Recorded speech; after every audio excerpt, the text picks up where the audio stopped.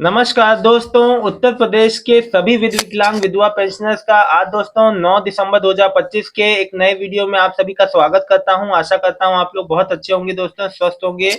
दोस्तों अनुराग अनुराग जी लिख रहे हैं, मेरे पिता को 4 अक्टूबर 2025 को न्यू पेंशन अप्रूवल हुआ है। सभी स्टेप बाय स्टेप वेरीफाई हो गया है।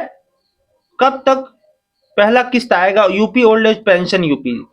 देखिए अनुराग जी, मैं एक बात बता दूं, जितने भी अक्टूबर नवंबर का किस्त का इंतजार कर रहे हैं थर्ड क्वार्टर का इस साल के, चाहे वो नए हो पुराने हो, नए वाले आप जैसे पेंशनियर आपके फादर का जिसका भी रुका हुआ है, सबका अब दिसंबर में आना शुरू होगा। क्योंकि देखिए जो पुराने जो अप्लाई कर चुके थे काफी पहले से साल साल भर से, उनका डिले होने का कारण यही था कि कई चीजें जो फिक्स नहीं हुई थी, जैसे कि देखिए डॉक्यूमेंटेशन, प्रॉपर रूप से डॉक्यूमेंट की स्क्रीनिंग जांच। देखो पेंशन बिना सोचे अब जो है काफी पेंशन सिस्टम में काफी डीपली जो है चीजें चेक हो रही हैं, एग्जामिन हो रही हैं, उसके बाद ही पेंशन जो जारी किया जा रहा है। साथ ही साथ नंबर, रिकॉर्ड तोड़ नंबर इस बार पेंशनर का नाम जोड़ा गया है। 1.5 लाख, लगभग 1.5 से 2 लाख लोगों के पेंशनर के नाम कटे भी इस बार, जो वेरिफिकेशन हुआ था मई जून में। और उतने ही रिकॉर्ड तोड़ उसके 4-5 गुना नाम जोड़े गए। तो मैं आप लोग को बता दूं, इस वजह से ही डिले हो रहा है, अन्य कोई डिले होने का कारण नहीं है। साथ ही साथ बजट भी एलोकेशन जो करना होता है, जो कि बजट सबका साथ में ही आएगा दिसंबर 15 से लेके, यानी कि एक हफ्ते के अंतराल में, एक हफ्ता 10 दिन में हो सकता है। अब देखिए विभाग की चीजें हैं, ये जो सरकारी चीजें हैं थोड़ा बहुत आगे डिले हो सकता है। और फिर आपका जनवरी की 15-20 तक, फिर आपका मैक्सिमम देखो आपका जनवरी तक आता रहेगा, धीरे धीरे तमाम जिलों में लगता रहेगा। दोस्तों देखिए, कोई भी पेंशन रिलेटेड आपको समस्या है, अगर आप उत्तर प्रदेश के पेंशनर हैं तो जरूर पूछें। साथ ही साथ दोस्तों देखिए, उत्तर प्रदेश के वृद्धावस्था पेंशनर, दिव्यांग पेंशन, अन्य पेंशन को जो है विधवा पेंशन लाभार्थियों को जो तमाम समय समय पे तमाम तरह की अपडेट्स आ रहे हैं। लेकिन एक बात आपको बता दूं, आप लोग पूछ रहे हैं पेंशन में बढ़ोतरी के लिए, पेंशन में कोई बढ़ोतरी नहीं हुई। अभी जो दिव्यांग के लिए आया था अपडेट, वो था कि अब हर जिले में जो है दिव्यांगों के लिए फैसिलिटेशन सेंटर, यानी कि दोस्तों डीडीआरसी। दोस्तों मैं आपको बता दूं, फैसिलिटेशन सेंटर ये है कि अब उसमें सारी सुविधाएं एक ही छत पे मिलेंगी हर जिले में। पहले अभी तक यूपी में 28 जिलों में था दिव्यांगों के लिए, जहां एक ही छत पे उनको सारी सुविधाएं मिलती थी, उनकी यूडीआईडी कार्ड से लेके तमाम तरह के बेनिफिट।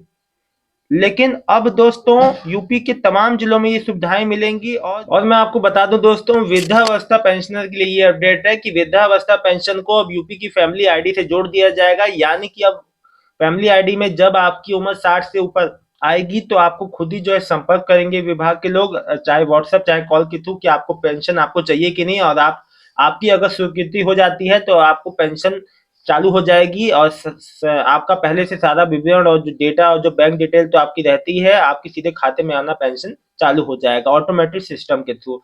तो ये तमाम तरह की अपडेट तो आ रही हैं, लेकिन कोई पेंशन में बढ़ोतरी नहीं हुई है दोस्तों। पेंशन आपकी देखिए 3 महीने की आपकी 3,000 आ रही थी और 3,000 आएगी।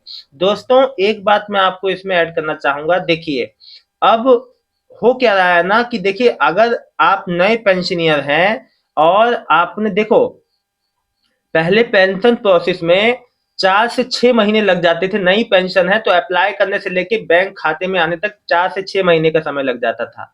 इस बार दोस्तों ज्यादा डिले हुआ है, लोगों का एक एक साल का पेमेंट अभी तक बाकी है, नहीं आ पाया है। क्योंकि दोस्तों इस बार वेरिफिकेशन रीवेरिफिकेशन कई चीजें एक साथ हुई हैं, जिस वजह से इतना डिले हुआ है। तो आगे इतना डिले नहीं होगा, आगे प्रोसेस इजी होगा। और पेंशन सिस्टम को इजी बनाने के लिए ही डेली अपडेट्स भी हो रहे हैं दोस्तों। तमाम तरह की कोशिशें की जा रही हैं कि पेंशन सिस्टम को उत्तर प्रदेश में आसान बनाया जाए। दोस्तों एक बात आप लोग को बता दूं, जितने भी नए पेंशनियर हैं उन्होंने अपना कागज, जो पेंशन के लिए तो सारे कागज लगा दिए होंगे, लेकिन अपना एक बार आधार, आप जो है अपना बैंक में डीबीटी स्टेटस भी चेक कर लें कि आपका बैंक में डीबीटी एनेबल है कि नहीं। देखिए अब जो पेमेंट है आपका डीबीटी बेस आता है, आधार बेस। आपका अगर डीबीटी बैंक खाते में एनेबल होगा तभी आपकी पेंशन आएगी आपके खाते में। देखो अगर आपके एक से ज्यादा बैंक में बैंक खाता है, तो आपकी उसी बैंक में आएगी जिस खाते में आपका डीबीटी एनेबल है। अब आप वहां खाता विवरण कोई और जाके लिखा है, लेकिन आपकी उसी बैंक में आएगी, याद रखना, जिसमें आपका आधार सीड हुआ पड़ा है, यानी कि डीबीटी जहां एनेबल है। एक बार में एक ही बैंक में आधार सीडिंग और जो डीबीटी एनेबल होता है। दोस्तों, आपको घर बैठे आपको डीबीटी एनेबल करना है, डिसेबल करना है, ट्रांसफर करना है दूसरे बैंक में, घर बैठे मिनटों में हो जाता है, कहीं बैंक के चक्कर नहीं काटने पड़ते। आप मेरा डीबीटी एनपीसीआई वाला वीडियो देख लीजिएगा। और एनपीसीआई कोई अलग चीज नहीं है, डीबीटी को सुचारू रूप से चलाने के लिए एनपीसीआई की जिम्मेदारी होती है, national payment corporation of India. दोस्तों, डीबीटी का मतलब होता है डायरेक्ट बेनिफिट ट्रांसफर, यानी कि बेनिफिशियरी के खाते में जो डायरेक्ट जो बेनिफिट जो ट्रांसफर होता है वो डीबीटी के माध्यम से होता है। और एनपीसीआई का काम होता है डीबीटी को सुचारू रूप से चलाते रहना। दोनों एक ही सिक्के के दो पहलू हैं, लेकिन जब आप जो बैंक जाते हैं तो उनको यही कहना होता है कि हमारा खाते में डीबीटी एनेबल कर दीजिए, तो वो तुरंत आपकी बात समझ जाते हैं। दोस्तों, अगर आपको एक खाते से दूसरे खाते में अपने डीबीटी को आप आपका मान लीजिए पीएनबी में आपकी आ रही है पेंशन, लेकिन आप चाहते हो कि मैं दूसरे वाले स्टेट बैंक वाले खाते में आए, आप घर बैठे इसको ट्रांसफर कर सकते हो, बशर्ते आपका आधार में डिटेलिंग गलत नहीं होनी चाहिए, मैच करनी चाहिए। देखो, इसीलिए कहता हूँ आधार, पैन कार्ड, बैंक में जो नाम भरो करेक्ट भरो, गलत मत भरो। गलत भरने के चक्कर में दिक्कतें, अब तो खैर सब कुछ ऑटोमेटिक आधार में जो आ रहा है, लेकिन नाम मिसमैच मत किया करो। मैंने कई लोग को देखा है, आधार पैन में नाम अलग कर देंगे, बैंक में अलग लिखेंगे, फोन नंबर अलग वहां देंगे, आधार में अलग फोन नंबर देंगे। कोशिश ये करो कि एक मोबाइल नंबर रखो जिसको आप एक्टिव रख पाओ। दोस्तों देखो, ये छोटी छोटी बातें जो है ना बहुत ही महत्वपूर्ण होती हैं, और यही गलतियां जो होती हैं, आप लोग इधर उधर चक्कर काटते रहते हैं, आपका काम नहीं हो पाता। घर बैठे 100 काम कर लोगे अगर आपके आधार में रजिस्टर्ड मोबाइल नंबर है।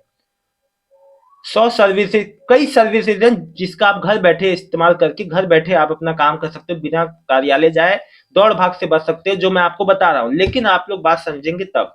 दोस्तों, मैं नहीं चाहता कि कोई भी मेरे उत्तर प्रदेश की कोई भी पेंशन है, वो उत्तर प्रदेश नहीं देश के तमाम राज्यों में कोई भी मेरा दिव्यांग विधवा वृद्धावस्था पेंशनर को दौड़ भाग करनी पड़े। आपका काम घर बैठे हो जाए तो और भी अच्छा है।